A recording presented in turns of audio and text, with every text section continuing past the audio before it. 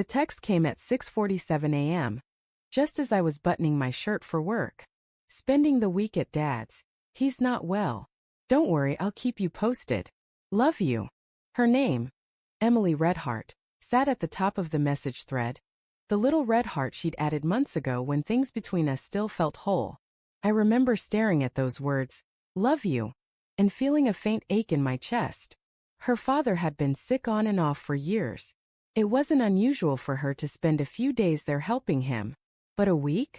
That was new. Still, I didn't question it. Not right away. You don't start a marriage by doubting the person you share a bed with. You start by trusting. But trust, I'd come to learn, can rot quietly, like wood eaten from the inside by termites. The first odd thing happened 2 days later. I was throwing out the trash when I noticed a small cream-colored envelope in our mailbox. The handwriting looked delicate, looped. Definitely not from a company. My name, Daniel Cooper, written neatly across the front. No return address. I tore it open on the porch. Inside was a printed photo. A little grainy, like it had been taken from a distance. It showed Emily at a cafe I didn't recognize. Across from her sat a man, tall with dark hair, leaning in just a little too close. Her smile wasn't the polite kind. It was the one she used to give me, soft, private, the kind that said she was happy to be exactly where she was. No note. No explanation. Just the photo. I remember sitting there on the porch steps, the morning sun rising behind me, burning against the back of my neck. My fingers shook as I turned the photo over, half expecting some message. But the back was blank. I wanted to believe it wasn't what it looked like. Maybe it was an old friend. Maybe it was taken long ago. Maybe someone was playing a cruel joke. But deep down my gut whispered something colder. This is how it starts. When she called that evening, her voice was calm, normal. Dad's still not great, she said. I might stay through the weekend. You okay without me? Yeah, I lied. Just miss you. She sighed softly. I miss you too, Dan.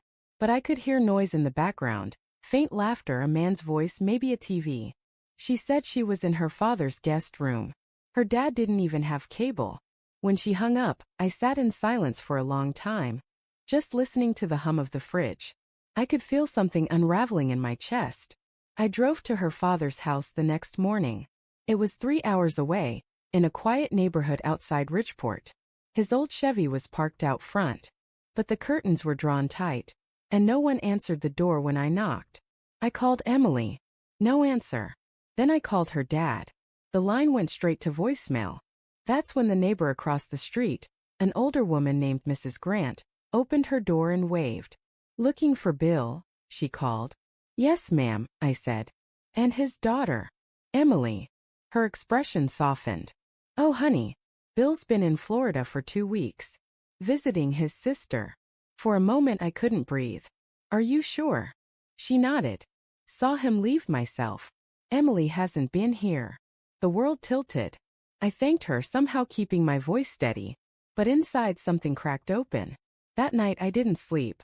I sat in the dark living room, the photo in one hand, her text in the other, comparing them like evidence in some twisted case. She lied. Flat out lied. But why? And who was the man? 3 days later the mailman came again. Another envelope. Same cream paper. Same handwriting. Inside another photo.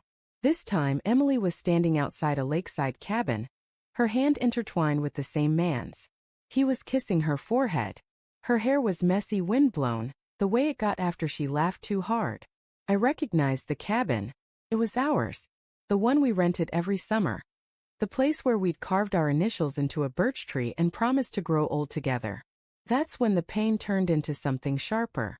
I didn't confront her immediately. I wanted to. God, I wanted to. But part of me needed to see it with my own eyes. To be sure before I destroyed whatever was left. So I did something I never thought I'd do. I waited. And I planned. By Friday morning, I'd taken the day off work. I drove up to that cabin, the one near Lake Marston, and parked behind the line of trees just off the dirt road. It was quiet except for the sound of birds and the low rush of wind through the pines. At around noon, a silver SUV pulled into the driveway. Emily stepped out first, wearing the red sweater I'd bought her for Christmas. Then he got out, the man from the photos. He carried a small duffel bag and put his arm around her waist like he'd done it 100 times. I sat there gripping the steering wheel so hard my knuckles went white. She looked happy. Effortlessly, cruelly happy. They disappeared inside. I didn't storm in. Didn't scream. Didn't make a scene. Instead I drove back home. And I thought. For hours. The next morning I made a trip to the post office. Bought a large envelope. Printed out all the photos, including a few more I found by scrolling through her hidden iCloud folder.